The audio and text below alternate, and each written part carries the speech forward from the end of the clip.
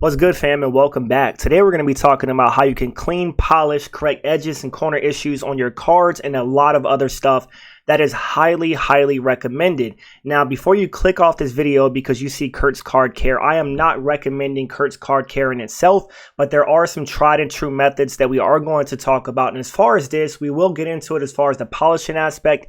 And I know a lot of people are against it. I would really more like to hear your thoughts and just bring awareness to the situation and talk about some pros and cons from what I see at a standpoint. Now, a quick disclaimer, I have not used really any of these items, and I'm not saying that I am for or against them really at all, right? But I would like to talk about them. So first and foremost, if you haven't heard about kurtzcardcare.com, this guy has a plethora of videos talking about how he does his procedures. He lays it out. He goes step by step. And a lot of people in the card community across all realms, right? Sports, TCG, Magic, it doesn't matter, are really against this. And the reason why they say that, because they feel that it is altering your cards and they feel like the grading companies cannot detect it. So in the future, a lot of people are claiming they don't know what these chemicals per se, quote unquote, could do to your cards if it may damage them. Now, what I will say without proof, right, you could take it or leave it, is that going across a lot of different forums, I've talked to people and I've seen people talk about how they've used methods such as this, waxing your cards,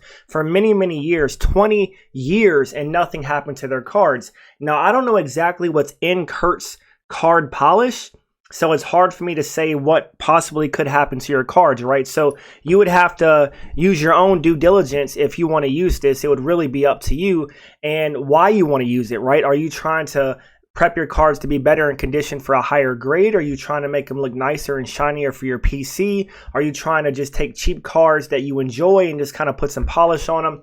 But the price point is not super cheap. So the Kurt's Card Care kit, everything you need per Kurt is going to be $49.99, excluding sales tax, and it has free shipping. Buy 10 products, you save 30%. So right here, of course, the flawless Tom Brady does not come with this package for 50 bucks.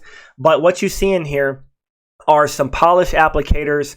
You got some spray. You have what looks to be a straw, a piece of a black, probably toolkit mat, and some card polish in that black tin. So that card polish in that black tin is typically what you would see, like what you would stick on your car, right? You would put wax on your car, you would buff it in, you would buff it out, and then your car would be super shiny when you finish, right? Same concept. You're going to put some of this, a light amount, on the card, and you have to know what type of card you have because you can damage your cards. You don't want to just put this on anything and all over the card. So what Kurt recommends is that you put a little bit of this polish with that little orange and white applicator on the hollow form of the card where there's some hollow scratches you believe that you were trying to tidy up, and then you would slightly polish that in, and then you would wipe it off with a microfiber cloth. Therefore, you would end up with a better result and you would have a cleaner card covering in some of the scratches. This is where people do not like it because they feel like it's covering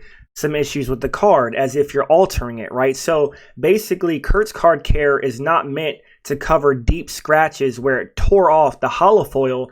It's meant to fill in thin surface layer scratches, just like you would on a car. If you have some sun swirls and stuff like that, it would make it look like some of those scratches are gone. So then that way, when you send it off to grading, PSA really cannot detect this because you're wiping off the wax layer unless you leave a thick amount left, right? Then they might catch it. And then when you send that card in, covering a lot of those scratches, especially on your vintage Pokemon cards like your Vaporeon, your Snorlax and stuff like that, they are very hard to grade. They are very vulnerable to scratching, and you can cover a lot of those. And in higher grades, those cards are very expensive. When we're talking about going from like a PSA 6 to a PSA 7 or to a PSA 8, one grade can make, a couple $1,000 difference on some cards. And that's why it's such a big deal. Now, one thing that I may recommend, right? It's just something that I think a lot of people have used. I'm not against it. I don't see a lot of chemicals in the spray, but the spray right here is just for surface stuff. If you're talking about some gunk, some glue, some dirt, a smudge, you can put a little light spray on the card and just wipe it off. So you're not putting a wax on the card. You're just taking the spray bottle, a light spray, wiping off the card, cleaning it essentially, not covering any scratches, and then going from there. Now the straw, this is also a very common method, right? You're just blowing your breath on the card, so that way you can gently wipe off the smudges and fingerprints and stuff like that. If you want to use more natural techniques, people do this all the time. That would not be considered altering. And then of course you have your toolkit black square right there, which is something clean and delicate that you can lay the card on. And a lot of people these days like to lay a card on a dark surface like that, because a white card like that, Flawless, you could see a lot of the issues when it's presented on a dark background. So that's to clean your card, and you can also put it on there and take pictures if you would like. So this is the website. Now, what's really cool that I do respect that Kurt did is if you look on this right here where it says products we love, he has a lot of different products that he recommends.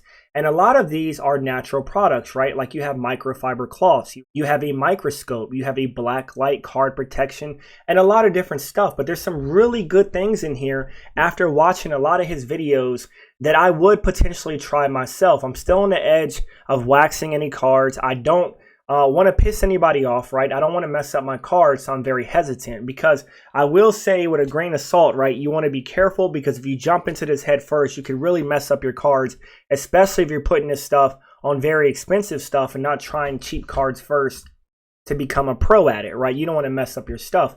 But one basic thing that he put on his website is your basic microfiber cloth. Now, just like a car, right, you want to rotate these. You don't want to keep using the same one and mess up your card, because it collects the dust, the dirt, and stuff that would potentially scratch your card in the future. So you get a lot of these in one pack. They're in circles, use them in circular motion, and you have a great microfiber cloth that you can clean your card with, even without the wax, right? If you're trying to take off fingerprints and smudges, this would be a great thing to use.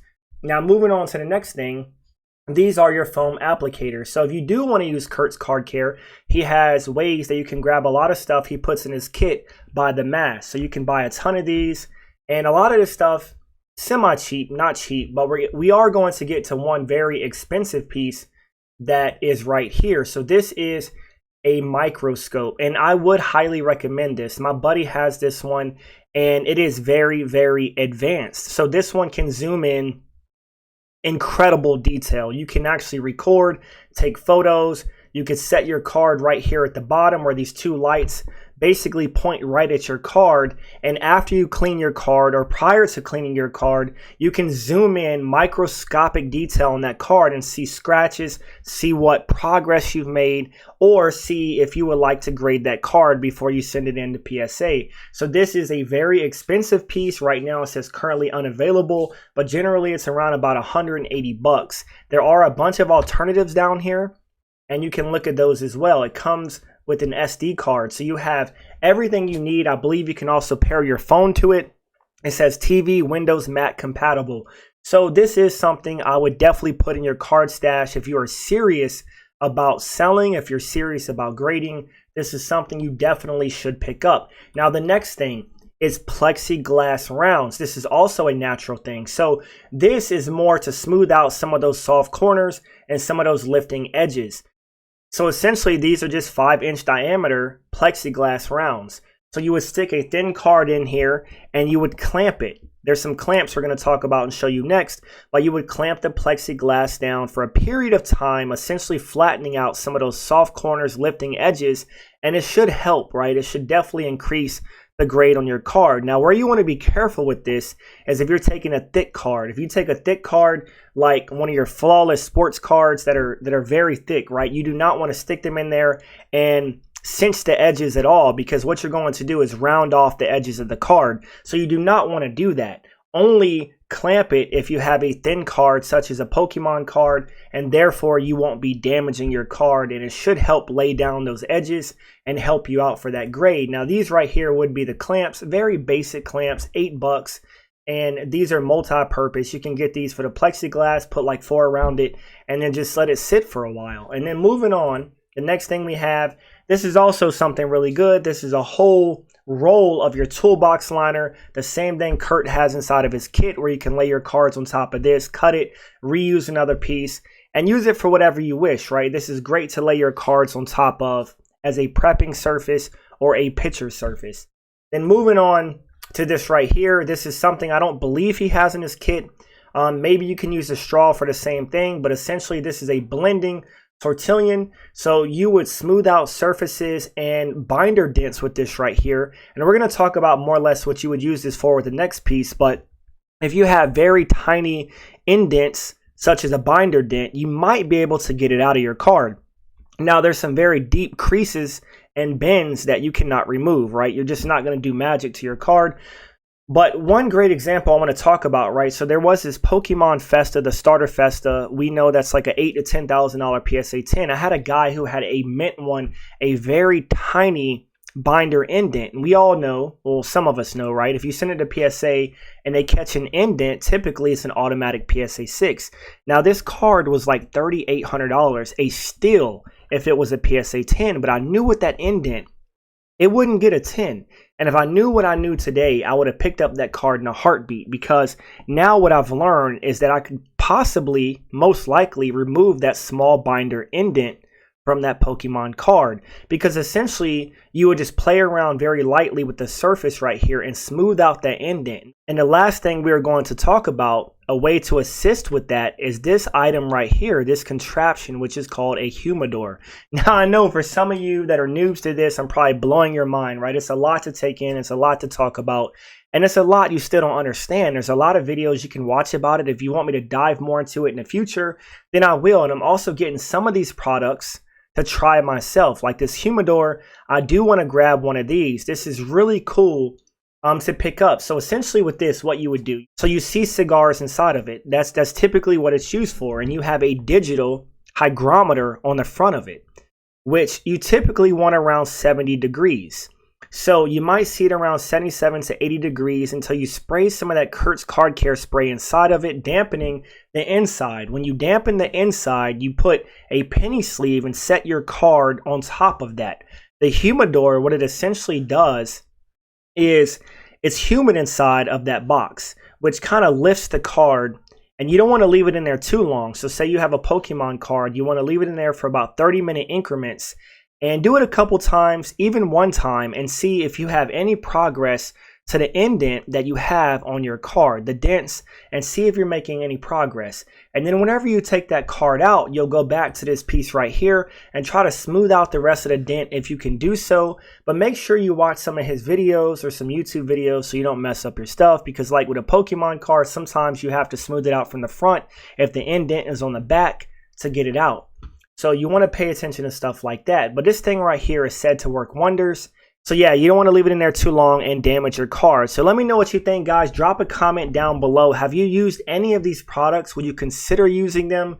Are you against it? Do you feel like it's altering your card? Do you feel like it's wrong to send them into PSA after have done wax or a different method? I really want to know, because if you can't detect it, how do you know who is sending cards to PSA that has this wax on it already, right? You really don't. You really don't. And that's an issue, right? It could be an issue in itself because someone may be against it and you can't detect if there's ever been wax on the top layer of that card and what it may do 10 and 20 years down the road. So let me know what y'all think. I appreciate y'all tuning in. I'll be back soon with another video, and I'll see y'all later.